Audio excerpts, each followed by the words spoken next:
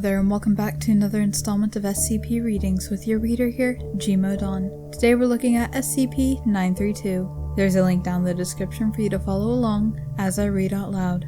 SCP-932 are creatures able to adjust the refractive indices of their bodies in order to appear invisible. This ability seems to be disrupted when SCP-932 is exposed to sound. A loud 100 decibel tone of 510 Hz neutralizes it completely. When visible, SCP-932 resemble pale and featureless children. Their height varies from 1.2 to 1.6 meters and weigh approximately 30 to 40 kilograms. In large numbers, SCP-932 have been able to pin down and fully immobilize an adult human. SCP-932 hunts by silently following an individual to his or her dwelling in groups of no more than 8 individuals. If necessary, SCP-932 will lie in wait near or under the victim's bed for several hours until he or she falls asleep and enters a state of rapid eye movement, or REM sleep. When the victim enters this state, the pack of SCP-932 will pin the victim down, secreting an unknown pheromone that causes the victim to wake before the REM cycle is complete.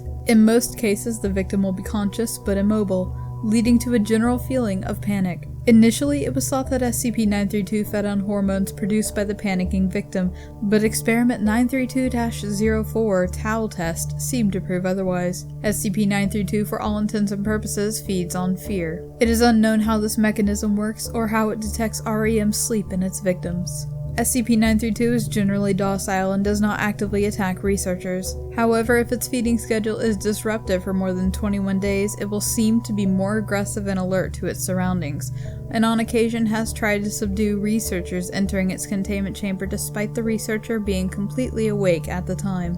Edit. It appears that SCP-932 prefers variation in its diet, as they seem to be more placid at the beginning of the month, when a new D-Class personnel is introduced, than at the end, suggesting 5 D-Class to be assigned to our team and taking turns in the feeding session. Researcher Min. Permission under consideration given light of your recent budget scandal. Director Faisal. Permission granted following events of Incident 932-02. Director Faisal. Incident Report 932-02. Date: June 29, 1998. Location: Site 09, Biological Division South Wing, number 03-02. Research Assistant Bayantara prepares to enter containment chamber for weekly vacuuming. He appears to mumble under his breath. Body language shows apprehension. Records show that Bayantara was a new hire and had little experience with SCPs. 510 Hz tone plays. Bayantara is given the all-clear. SCP-932 become visible. Bayantara turns on vacuum cleaner and enters containment chamber.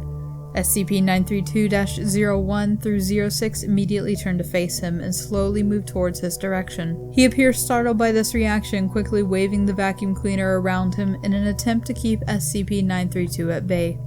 SCP-932-03 tackles Bayantara's legs from behind, causing him to collapse. The other SCP-932 individuals leap on him and keep him down on the floor, apparently initiating a feeding event. Bayantara is visibly struggling under the combined weight of SCP-932, accidentally disconnecting the speaker's plug with his kicking feet. SCP-932 are now invisible. Site security alerted, and observational cameras are switched to IR mode. The members of SCP-932 are still feeding. Site security arrive, but are told not to enter the containment chamber until the feed from the IR camera is loaded into their HUDs. Research Assistant Bayantara ceases movement. IR feed shows the pack of SCP-932 lose interest and leave his body. 5 members of Site security enter chamber and disable active members of SCP-932. A preliminary survey revealed that SCP-932-06 was unaccounted for. Bayantara recovered from containment chamber. Pulse is weak and rapid, and his eyes are wide open and rapidly moving. On closer inspection, his pupils appear dilated despite the bright conditions of the chamber. Site lockdown initiated. All personnel advised to remain calm. Site security dispatched for retrieval. The 510 Hz tone is played on the site speakers. Visibility of SCP-932-01 through 05 confirmed. Multiple motion sensors activated in South Wing air ducts. Camera feed shows SCP-932-06 exiting from an air duct in Corridor 3A of the South Wing. Security team prepares for retrieval. Camera feed shows another SCP-932 exiting from an air duct in Corridor 3D of the South Wing. Director Faisal expresses possibility of SCP-932 reproduction. The 510 Hz tone is played through the air ducts via a speaker in the biology office to aid retrieval procedures. Camera feed shows another SCP-932 exiting from an air duct in Corridor 4P of the South Wing. Additional security teams dispatched to contain both new instances. Containment of 3 individuals achieved. Sensors report no more movement in the air ducts. The 2 new individuals are labeled as SCP-932-07 and 08 and are contained along with SCP-932-01 through 06.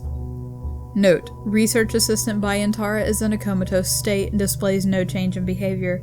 Further observation is required.